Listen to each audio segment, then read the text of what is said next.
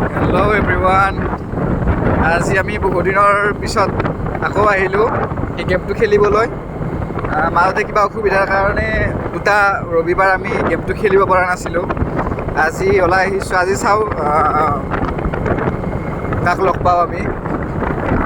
তো বলকচোন আজি গেমটো কেনেকুৱা হয় আৰু ক'ব পাৰে নে নোৱাৰে চাওঁ।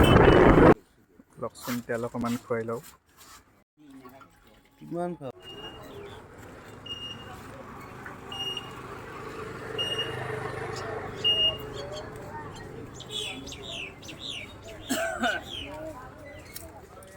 আচ্ছা, তোমাৰ দোকানীখন কি নাম তোমাৰ? আগুৱাই আহাচোন অকণমান, মই দুটামান কথা সুধোঁ তোমাক। হ'ব ইয়াতে থাক। কি নাম তোমাৰ? ডাঙৰকৈ কোৱা অকণমান। মাজাৰুল আলম। তুমি কোন ক্লাছত পঢ়া? স্কুল যোৱা নে তুমি? স্কুল যোৱা? কোন ক্লাছত পঢ়া? ক্লাছ 7। আচ্ছা মাজাৰুল, মই দুটামান প্ৰশ্ন সুধিম, তুমি যদি উত্তৰ দিব পাৰা মই কিবা কিবি সৰু পুৰস্কাৰ আনিছোঁ, তোমাক সেই পুৰস্কাৰকেইটা দিম যদিহে উত্তৰ দিব পাৰা, নোৱাৰিলে নিদিওঁ কিন্তু। তো খেলিবা নেকি? সেই এটা খেল বুলি ধৰি লোৱা, ঠিক আছে? তো মই প্ৰথম প্ৰশ্নটো, এটা কাগজৰ টুকুৰা আছে মোৰ হাতত, তুমি এটাকৈ 5টা প্ৰশ্নৰ উত্তৰ দিব লাগিব। তাৰপিছত যদি উত্তৰকেইটা গোটেইকেইটা শুদ্ধ হয় তেতিয়া মই পুৰস্কাৰখিনি তোমাক দি দিম, ঠিক আছে? তো প্ৰথমতে এইটো টুকুৰা লোৱাচোন, কি আছে চোৱা। অসমৰ কি? প্ৰথম মুখ্যমন্ত্ৰী। অসমৰ প্ৰথম মুখ্যমন্ত্ৰী কোন জানানে? কি কোৱা? গোপীনাথ। সঁচাকৈ নে? সঁচা? বঢ়িয়া, শুদ্ধ উত্তৰ। এইটো দিয়া, এইটো হৈ গ'ল। তাৰপিছত নেক্সট এইটো লোৱাচোন, এইটোত বা কি আছে প্ৰশ্ন চোৱা। কি আছে ইয়াতে? বিহগী কবি বুলি কাক কোৱা হয়? কাক কোৱা হয় বিহগী কবি বুলি? ৰঘুনাথ চৌধুৰী। বঢ়িয়া, তুমি এনে অসমীয়া কিতাপ পঢ়া নেকি ভালদৰে ঘৰত? অসমীয়া বেছি ভাল পোৱা নেকি? আচ্ছা বঢ়িয়া। তোমাৰ দুটা প্ৰশ্নৰ উত্তৰ শুদ্ধ হ'ল। এতিয়া মই 3 নম্বৰ প্ৰশ্নটো তোমাক সুধিম। আচ্ছা, আৰু এটা টুকুৰা, এইবাৰ 3 নম্বৰ প্ৰশ্ন। এইটো কি আছে চোৱাচোন খুলি।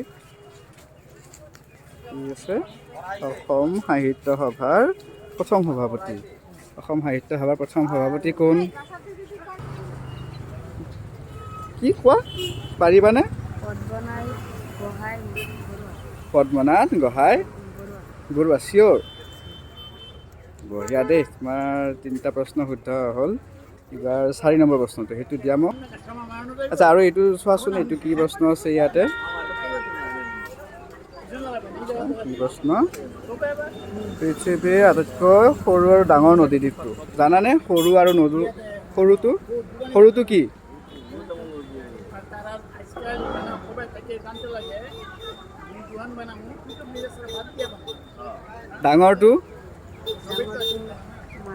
ডাঙৰটো মাজুলী। এটা ক'ব পাৰিলা, আৰু সৰুটো নোৱাৰা? ঠিক আছে বাৰু, হ'ব।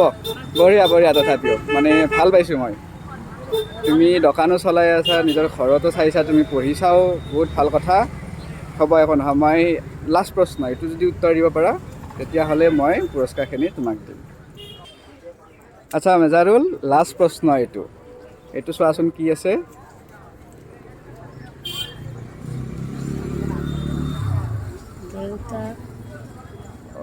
দেউতাৰ দেউতাকক আৰু মাৰ ভায়েকক কি বুলি কয়?